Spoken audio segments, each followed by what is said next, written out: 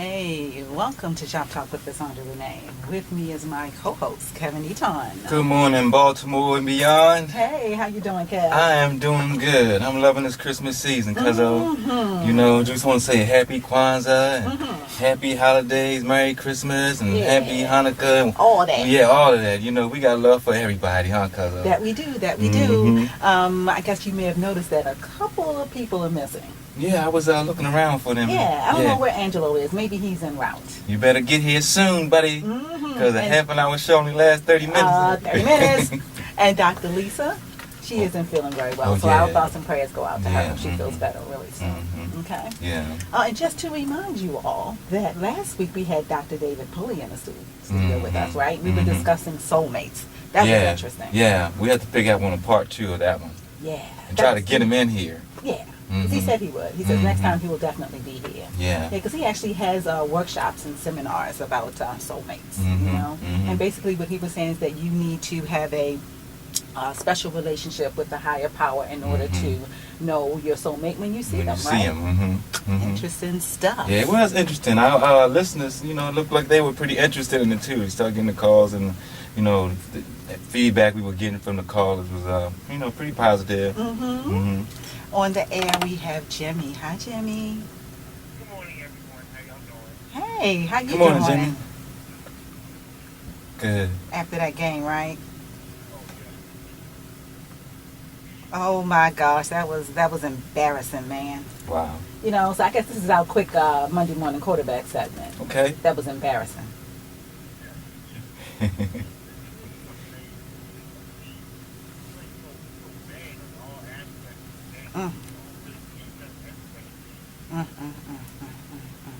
And that's all you have to say, huh?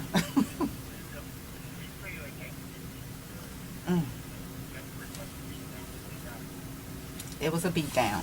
Because what was the final score? 40-7 or 40-3 or what? 41-7. Well, at least we were on the board. We are very fortunate today to have with us in the studio representatives from the Maryland Center for Veterans Education and Training. We have Dr. Jack Pierce, we have Michael Strong, and Gerald Hinton. Okay? So first I'd like to introduce you to Dr. Jack Pierce. He's actually the Executive Director. Hi, sir. Hi, good morning. Good morning. Merry Christmas, Happy New Year, and all the other things that were given to you prior to our coming on. The Maryland Center for Veterans Education and Training, we call it MCVET. Yes. So if we were talking about MCVET, was incorporated back in 1993.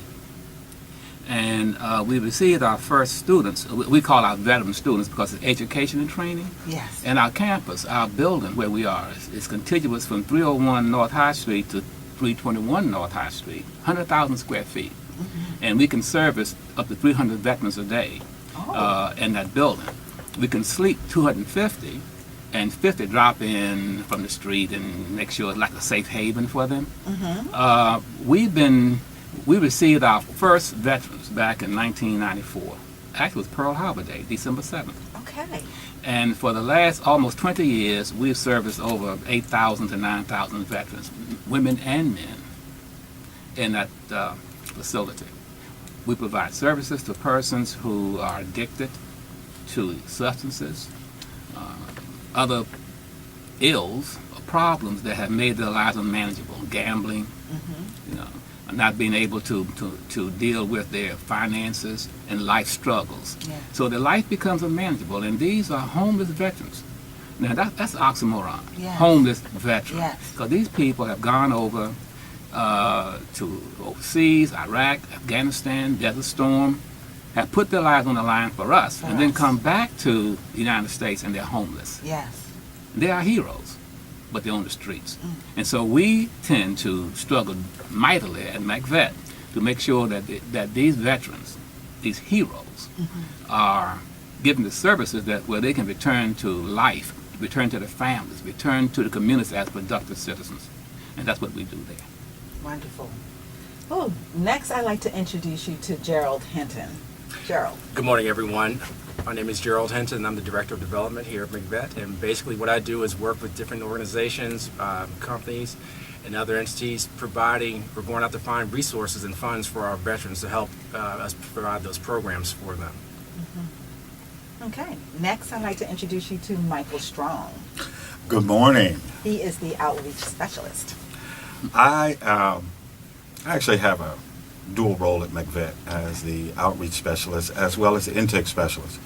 So my job is to go out and build relationships with other homeless service providers so that we prevent those veterans from falling through the cracks. If they wind up at one of the other homeless providers, then we can bring them to MCVET and help them get back on their feet. The other part of my job is to screen potential applicants for entry into our program, because MCVET isn't one of those programs that anybody can just walk into. This is a program where a veteran has to want to do it.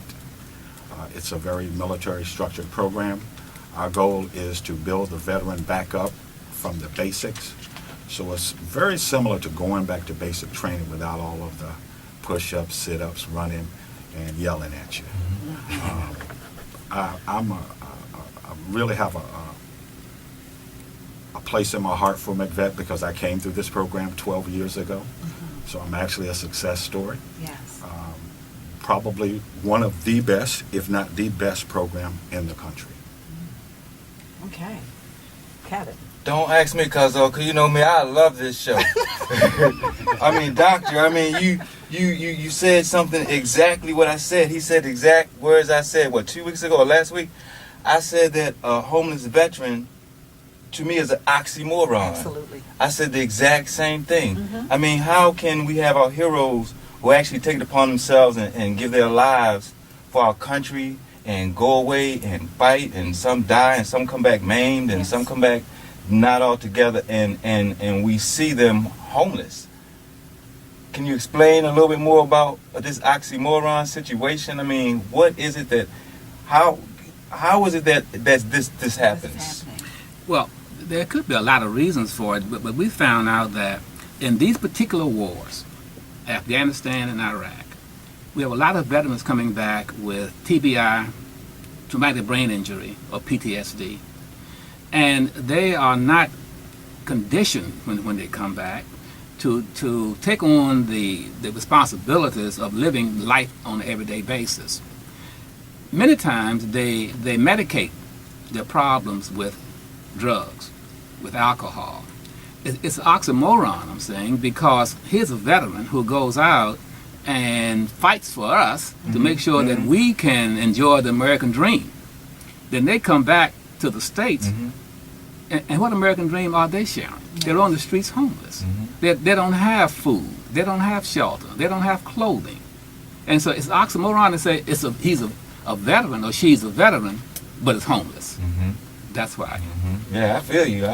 You said the same thing I said. Can I keep rolling with the question? Well, I have a question for Michael, though. Okay, go ahead. So, Michael, how did you find yourself in that situation, where you sought the help of MCVET? Well, actually, I had just been fired from my job because of my addiction. So I wound up homeless, wandering the streets of Baltimore, from house to house, place to place. And August 22nd, 2002, I woke up with a different mindset, and I wanted to find some help. So I went to MCVET, and they explained to me what I would be doing while I was there, and I said yes. And from that point on, here I am almost 12 years later, with a degree, Oh, wonderful. with 2 careers, and just finished my very first book. Yeah, let's go into that. But how did you go about finding MCVET, though? Did someone tell you about them? I went to the VA Yellow hospital. Pages? I went to the VA hospital, and I believe that's one of the ways that a lot of veterans fall through the cracks. A lot of veterans leave the military, and they forget about the Veterans Hospital. The Veterans Hospital should probably be the very first place that a veteran goes to. Whether he got a dishonorable discharge or not, check in with the VA hospital, and they'll have the resources, and they can point the veteran in the right direction. Okay. And tell us about your book. Well, my book is about me. Okay. It takes me from a kid up and through my 8 years in the military, my struggles with addiction, my struggles with raising an autistic son, getting through MCVET, and where I am today. Okay. And what's the title of your book? The book is called Strong Getting Stronger and Inspiration. Wonderful. Where can that book be found? It can be purchased at Amazon, Okay. and it can be purchased from me. Okay. How much is it? It's $15. $15. Yes. Okay. If you'd like to join in on the conversation, please give us a call at 410-481-1010 or toll free 1-877-704-1010. Excellent, Cuzzo, 'cause we are live. This is not a Yes. pre-recorded show up in here, huh? You know, Doctor, what whole panel we can ask? What actually makes a veteran a homeless veteran? Do they have to be actually in the street to be homeless, or could it be somebody like that doesn't own a home but maybe is renting an apartment that may Struggling. yeah, you know what I mean? And they're like maybe like one check away from the streets or something like that. Do they have to actually lose everything to be classified as a homeless vet, or can you help people before they actually hit the curb? Well, there are programs for persons like that. Okay. At MCVET, we must deal with, by contract, homeless veterans, persons who are on the street with no place to stay, staying in places that are unfit for human habitation, abandoned cars. And I like to call these homes abandonminiums, staying in places like that. And so when they come to us, we'll take them in, but there are other programs for persons who are one check away from being homeless. And those kinds of programs are administered by the city. And so all a veteran has to do is call the city, look, I need some help so I won't be homeless. How can you help me? There's a fund, there's a program, there's funds for it called Homeless First. Okay, and rapid rehousing to make sure that people do not become homeless. There are funds to help persons who are in that predicament not to be put out on the street. Veterans, the veterans. You know, that brings me to my question. So are there other organizations that you partner with, that Yes. MCVET partners with? Who are they? Yes, there are a number of them, but when you Name a few. name a few, the VA that Mike was talking about, Okay. HUD, Housing and Urban Development, Department of Labor.